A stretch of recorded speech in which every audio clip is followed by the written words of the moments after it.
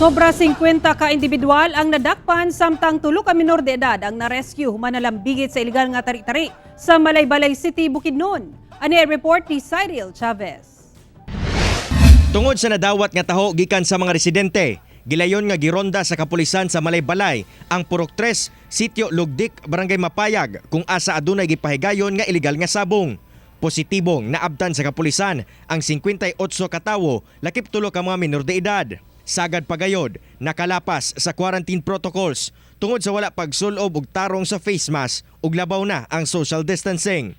Nakumpiska usab ang bet money nga 19,000 pesos og mga manok pang sabong. Katuy lang gyud mo no, delikado gyud kay labi na violation na sa atong mga polisiya nga katong labi na sa atong natay Republic Act ani atong 11332 katong mga non-cooperation sa mga notifiable diseases. Ang mga dinakpan gikustodiya gilayon sa kapulisan kung asa gipasakahan sila og kasong paglapas sa RA 11332 o Law on Reporting of Communicable Diseases o Presidential Decree number 1602 o Anti-Illegal Gambling Law.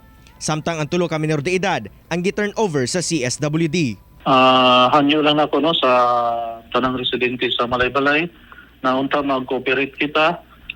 Sundo na to ang mga polisiya, mga guidelines sa ipatuman sa itong gobyerno. Ako, si Cyril Chavez para sa One Mindanao.